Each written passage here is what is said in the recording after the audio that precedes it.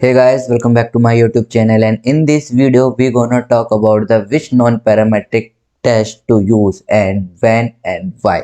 So if you are new on my channel and haven't subscribed my channel till yet, please subscribe it now. This is Caffeine Shot. Let's get started.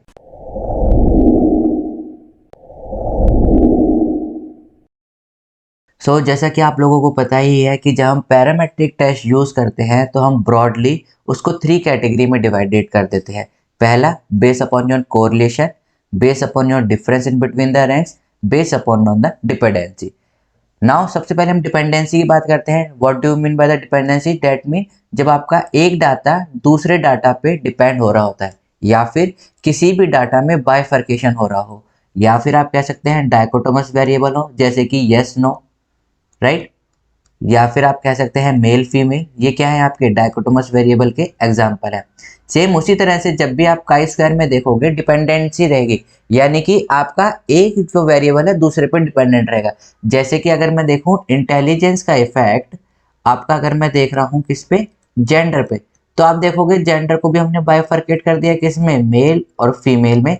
Meanwhile जो आपका intelligence है उससे हमने divide कर दिया, ज्यूम कर लेते हैं हाई लो, या फिर आप इसमें मीडियम भी यूज कर सकते हैं। That is totally up to on you.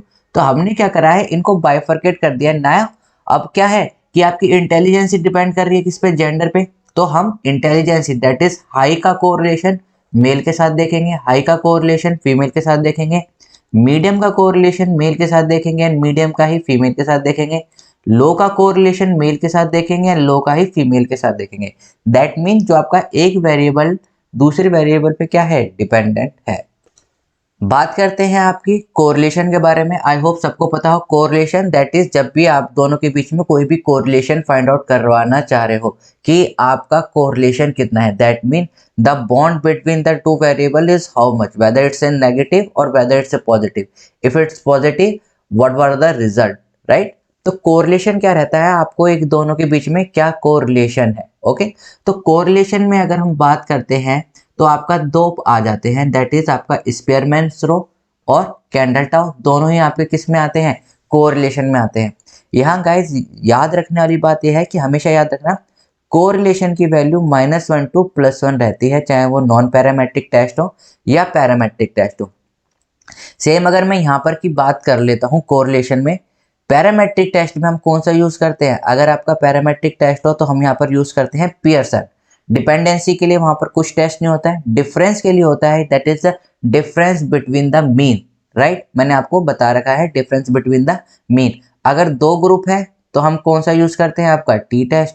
और अगर मोर देन टू ग्रुप है यानी कि 2+ ग्रुप है तो हम यूज करते हैं अनोवा पे, राइट। तीन ही आपके जो टेस्ट हैं जो आपकी बुक्स में बता रखे हैं, राइट, पियर्सन, टी टेस्ट और अनोवा, जो कि आपके पैरामेट्रिक टेस्ट हैं।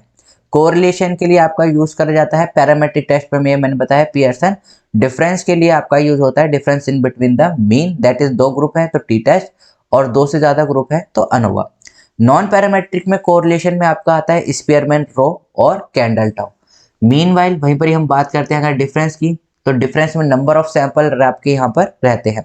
देखिए नंबर ऑफ सैंपल में यहाँ पर हमने 2 लिए हैं। जब आपके 2 सैंपल हो तो आप इसमें क्या ले सकते हैं, आपने देखा होगा अनपेयर्ड और पेयर्ड, यानी कि आपने देखा होगा अनपेयर्ड टी टेस्ट भी होता है आपका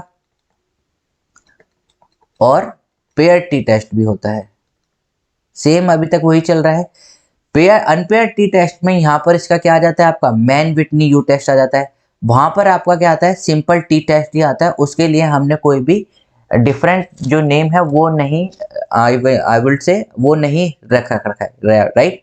जैसे कि यहाँ पर एक डिफरेंट मेथड होता है, वहां पर मेथड आपका क्या रहता है, सेम रहता है, सिर्फ उनके नाम चेंज हो जाते हैं, अनपेयर टी टेस्ट और पेयर टी टेस्ट। आपके एग्जाम में हमेशा अनपेयर टी टेस्ट आता है।